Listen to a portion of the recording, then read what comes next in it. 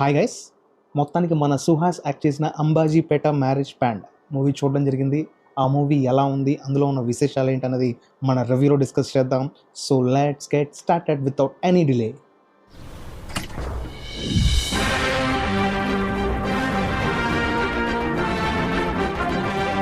So ఈ movie synopsis విషయానికి వస్తే, వితౌట్ ఎనీ స్పాయిలర్స్, ఇది ఒక అక్కా తమ్ముళ్ళ కథ.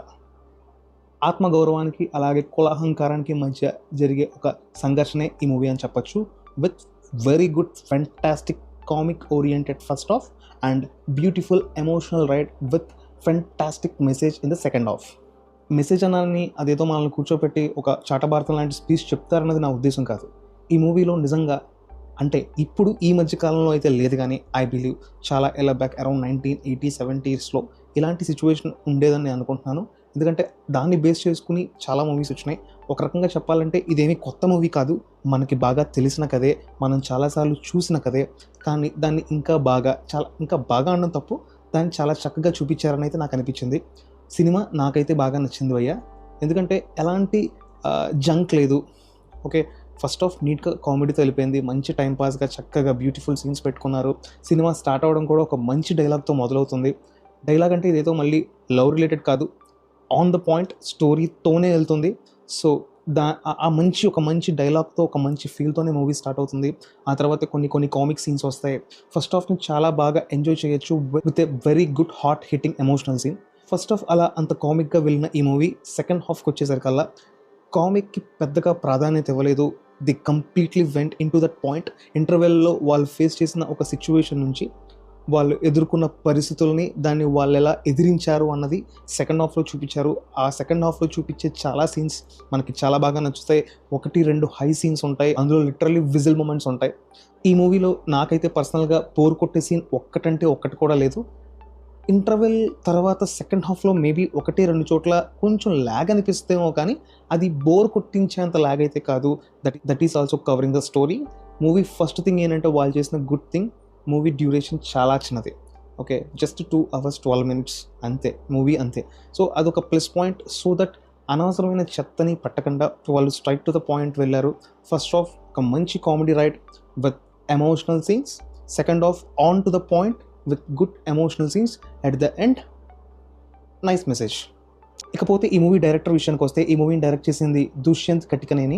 సో ఆయన ఎర్లియర్ మూవీస్ ఏమైనా ఉన్నాయేమో అని వీక్లీ చెక్ చేశాను, బట్ నాకు అతని ఎలాంటి ఇన్ఫర్మేషన్ దొరకలేదు. So I'm thinking this is his debut movie.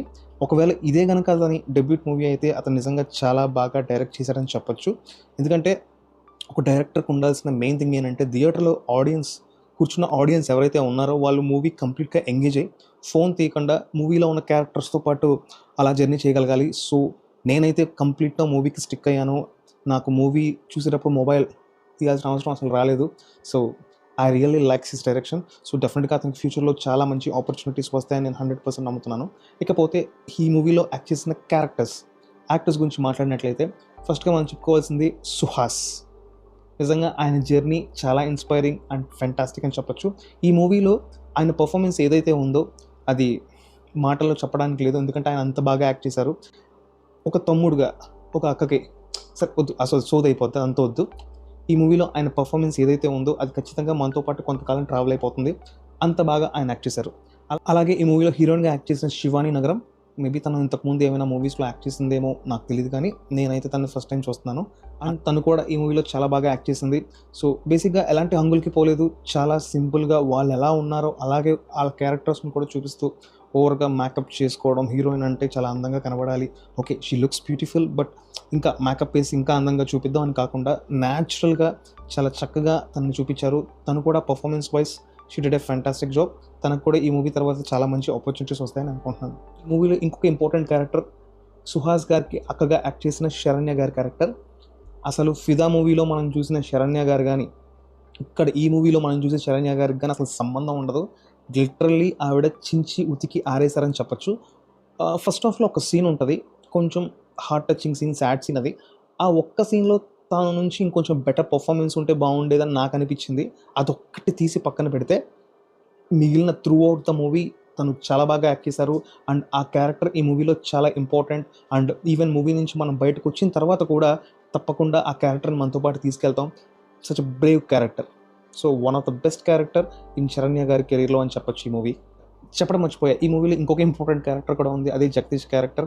Jagadish అంటే మీకు అర్థం కాదేమో, కేశవుడ్ రోల్. పుష్ప మూవీలో కేశవుడ్ రోల్ చేసిన జగదీష్ ఈ మూవీలో కూడా ఒక మంచి రోల్ చేశారు. అతని క్యారెక్టర్ కూడా చాలా బాగుంటుంది అండ్ ఆ క్యారెక్టర్లో తను ఒదిగిపోయారని 100% చెప్పొచ్చు. సో ఫైనల్గా ఈ మూవీ గురించి నా మాటల్లో చెప్పాలంటే ఇది ఖచ్చితంగా ఒక వాచ్ వర్తీ మూవీయే. వీకెండ్ తప్పకుండా మీ ఫ్యామిలీతో ఎంజాయ్ చేయండి. డెఫినెట్గా ఒక మంచి సినిమా చూసామన్న ఫీలింగ్ అయితే మీకు 100% కలుగుతుంది. That's my guarantee. So that's all for today guys. నాకు చాలా నిద్ర వస్తుంది. ఇప్పటికే టైం అరౌండ్ 1:49, మీకు రివర్స్ కనబడుతుంది 1:49 మిడ్ నైట్ అయింది. I'm feeling very sleepy.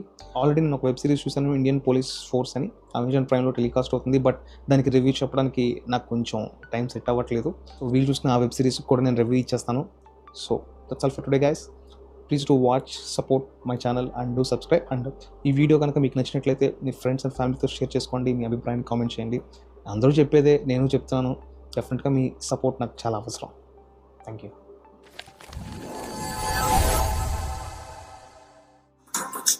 గట్టిగా అనుకో, అవుతుంది.